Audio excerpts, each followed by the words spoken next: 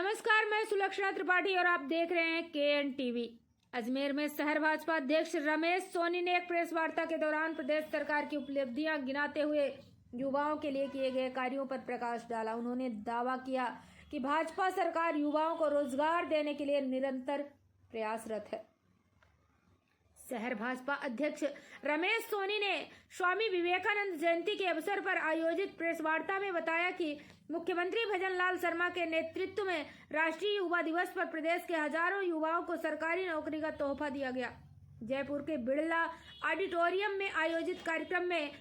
13,500 से अधिक युवाओं को सरकारी नियुक्ति पत्र वितरित किए गए। इसके अलावा 30,000 करोड़ रुपए से अधिक के 76,000 से अधिक विकास कार्यों का लोकार्पण और शिलान्यास किया गया। रमेश सोनी ने कांग्रेस सरकार पर निशाना साधते हुए कहा कि उनके शासनकाल में बेरोजगारी दर 28-32% तक पहुंच गई थी, जो राष्ट्रीय औसत से 4 गुना अधिक थी। भाजपा सरकार ने पेपर लीक मामलों के आरोपियों को जेल भेजने और 2 साल का परीक्षा कैलेंडर जारी करने जैसे प्रभावी कदम उठाए हैं। अब तक 60,000 नियुक्ति पत्र युवाओं को दिए जा चुके हैं। इस अवसर पर संभागीय मीडिया प्रभारी अनीश मोयल, महामंत्री संपत सांखला, कोषाध्यक्ष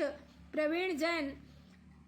रचित कच्छावा और पूर्व न्यास अध्यक्ष धर्मेश जैन भी मौजूद रहे। हमारे संवाददाता अभिषेक सेन की खास रिपोर्ट। ऐसी खबरों के लिए जुड़े रहिए KN टीवी के साथ। मैं हूं सुलक्षणा त्रिपाठी। नमस्कार।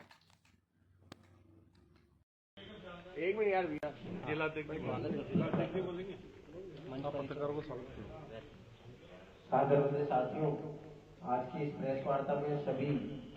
मीडिया के साथियों का बहुत बहुत स्वागत और अभिनंदन है। आज की महत्वपूर्ण प्रेस वार्ता जो कि राजस्थान सरकार के द्वारा युवाओं को सौगात दी गई है, उसके पश्चात प्रत्येक जिला मुख्यालय पर की जा रही है, जिसको संबोधित भाजपा शहर जिलाध्यक्ष आदरणीय रमेश जी सोनी जी करेंगे। साथ ही मंच पर उपस्थित है हमारे जिले के महामंत्री संपत जी सांखला, पूर्व यूआईटी के चेयरमैन और राष्ट्रीय कार्य समिति के सदस्य धर्मेश जी जैन, संभाग के मीडिया प्रभारी अनीश जी मोयल और पार्टी के कोषाध्यक्ष प्रवीण जी जैन। मैं माननीय जिलाध्यक्ष जी से आग्रह करूंगा कि कृपया को संबोधित करें।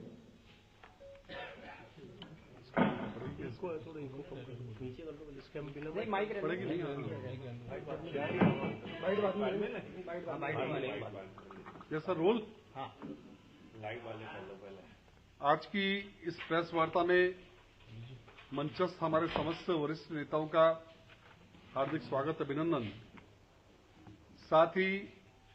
आप सब पत्रकार बंधुओं का भी मैं बहुत बहुत अभिनंदन करता हूं। और आज की ये प्रेस कॉन्फ्रेंस उस समय में आयोजित हो रही है कि जब हमारी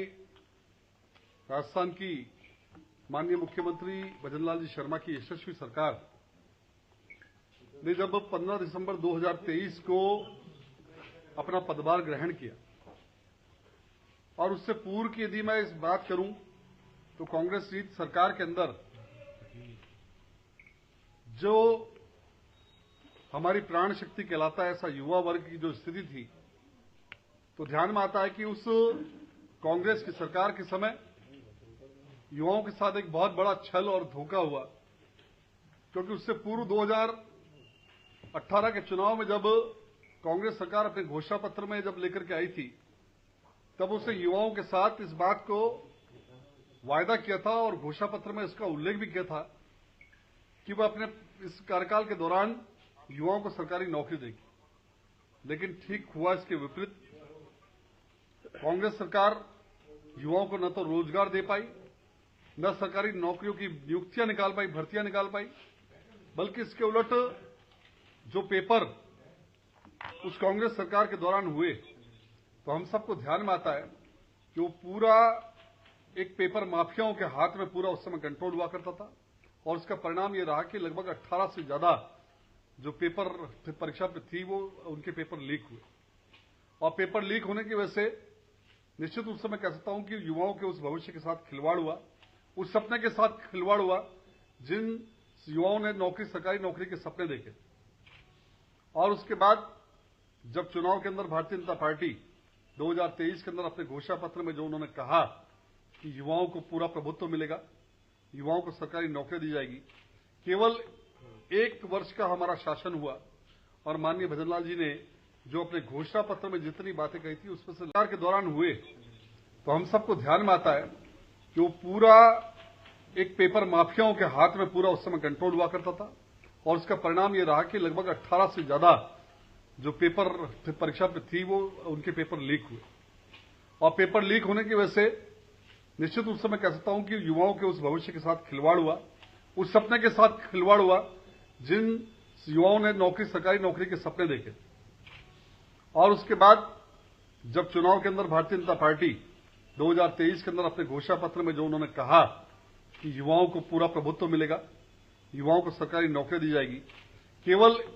1 वर्ष का हमारा शासन हुआ और माननीय भजनलाल जी ने जो अपने घोषणा पत्र में जितनी बातें कही थी उसमें से लगभग 50% से अधिक उन सभी घोषणाओं को पूरा करने में वो सफल रहे। चूंकि कल हमारे युग प्रणेता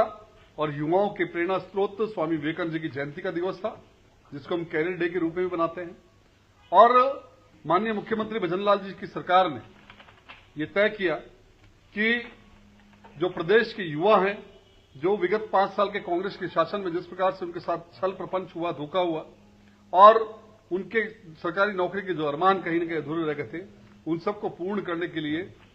इस विगत 1 साल के अंदर लगभग 1 लाख से ज्यादा सरकारी नौकरियों की भर्ती निकाली गई और उसमें से भी 47,000 को नियुक्ति पत्र दिए गए। कल विवेकानंद जयंती के अवसर पर लगभग 13,500 युवाओं को सरकारी नौकरी की नियुक्ति पत्र थमाए गए। तो निश्चित रूप से जैसा हमारी सरकार ने कहा वैसा करके दिखाया। जो घोषणा पत्र में हमने बात कही उसको हमने करके दिखाया। और उससे पूर्व के जैसे मैंने बताया आपको कांग्रेस शासन का जो हाल था और उस समय इस प्रदेश के युवाओं में जिस प्रकार का एक घोर निराशा थी और ये राजस्थान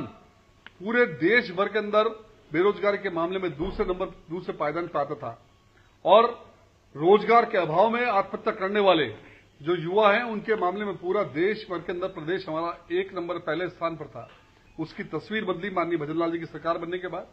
और तस्वीर के साथ ही जिस प्रकार से उनको नियुक्तियां प्राप्त होना शुरू हुई, लगभग 6 लाख गैर सरकारी जो है नौकरियां वो भी देने का वायदा माननीय मुख्यमंत्री जी ने किया और उस पर लगातार प्रयासरत है। और एक ही दिन में कल 13,500 जिस प्रकार से नियुक्तियां दी गई वो अपने आप में एक ऐतिहासिक कार्य सरकार का रहा। तो निश्चित रूप से इसके लिए हम माननीय मुख्यमंत्री जी का और उनके पूरे मंत्रिमंडल का बहुत बहुत आभार व्यक्त करते हैं। कल 12 जनवरी को